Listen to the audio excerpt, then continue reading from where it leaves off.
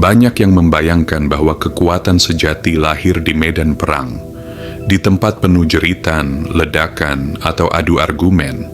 Tapi Stoikisme mengajarkan sebaliknya, bahwa kekuatan tidak terbentuk dari benturan fisik semata, tapi dari benturan dalam batin. Ia tidak dibentuk saat kamu berteriak lebih keras dari orang lain, melainkan saat kamu bisa memilih untuk diam ketika semua orang ribut.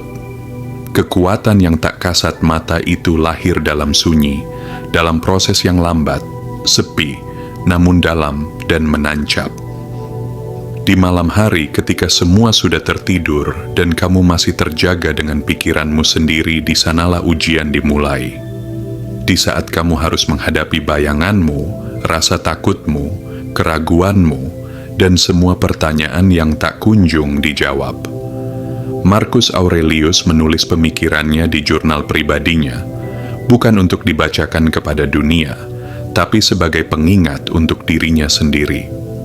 Itu karena ia tahu kekuatan bukan soal tampil gagah di depan publik, tapi soal menguasai kekacauan yang ada di dalam diri. Kamu mungkin tak pernah berada di medan perang sesungguhnya, tapi kamu setiap hari berperang di dalam pikiranmu. Berperang dengan keinginan yang tak kunjung puas, dengan rasa kecewa terhadap orang lain, dengan harapan yang seringkali tak sejalan dengan kenyataan. Stoikisme tidak meminta kamu untuk memenangi semua itu dalam satu hari.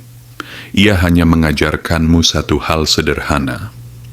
Kendalikan apa yang bisa kamu kendalikan dan lepaskan sisanya. Kedengarannya mudah, tapi dalam praktiknya itu adalah bentuk kekuatan tertinggi. Di dunia yang terus-menerus memintamu untuk bergerak cepat, bereaksi cepat, merespon semua hal tanpa jeda, memilih untuk diam dan berpikir sebelum bertindak adalah tindakan yang paling berani. Kekuatan yang sejati tak terlihat di media sosial. Ia tidak datang dari likes, komentar, atau pujian. Ia lahir saat kamu memilih untuk tidak membalas hinaan. Saat kamu memilih untuk memaafkan meski hati belum pulih. Saat kamu menahan diri untuk tidak mengikuti emosi sesaat yang bisa menghancurkan hubungan panjang yang telah dibangun. Ada saatnya kamu merasa tidak cukup kuat, tidak cukup tangguh. Tapi kekuatan sejati tidak selalu terasa seperti kekuatan. Ia tidak selalu bertenaga. Kadang ia lemah lembut. Kadang ia hadir dalam bentuk air mata yang kamu izinkan jatuh, lalu kamu bersihkan sendiri. Dalam Stoikisme, menangis bukan kelemahan. Menangis adalah bagian dari menyadari kenyataan. Yang penting adalah bagaimana kamu melanjutkan langkahmu setelah itu. Tetap tenang, tetap sadar, tetap waras. Ketika dunia memaksamu untuk memilih antara menjadi keras atau menjadi lemah, Stoikisme menunjukkan jalan tengah, menjadi tenang. Tidak semua orang akan mengerti jalan ini, tapi kamu tidak perlu menjelaskan diri pada semua orang. Marcus Aurelius menulis, "Jangan buang waktumu untuk menjelaskan. Orang hanya melihat apa yang mereka ingin lihat. Maka berjalanlah dengan tenang. Tak perlu banyak bicara. Biarkan tindakanmu menunjukkan siapa kamu. Kekuatan bukan berarti tak pernah marah, tapi tahu kapan marah dan kapan tidak. Kekuatan bukan berarti selalu tersenyum, tapi tahu kapan tetap bertahan dan kapan melepaskan. Dan kekuatan bukan soal seberapa keras kamu bisa melawan, tapi seberapa lama kamu bisa bertahan tanpa kehilangan dirimu sendiri.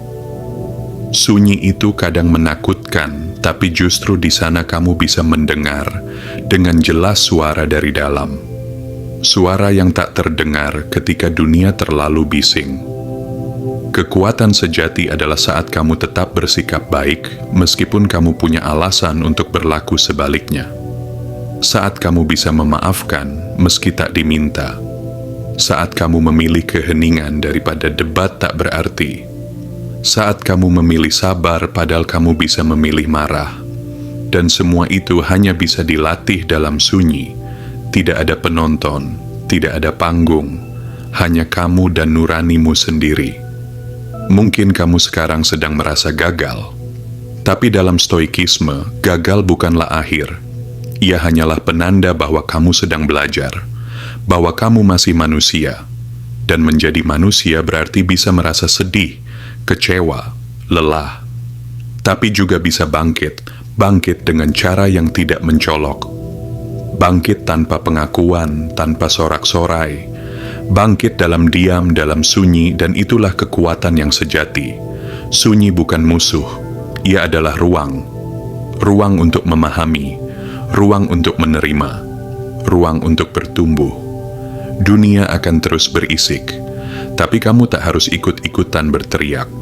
Kadang, satu tarikan napas dalam lebih berarti daripada 1000 kata. Dan 1 detik diam bisa menyelamatkan 1 tahun penyesalan. Belajarlah hening, belajarlah kuat dalam diam.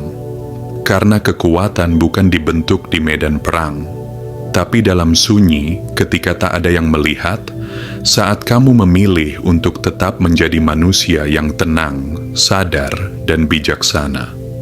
Di sanalah kekuatanmu dibentuk bukan untuk mengalahkan orang lain, tapi untuk mengalahkan versi lamamu yang dulu mudah terpancing, mudah goyah, dan mudah kecewa.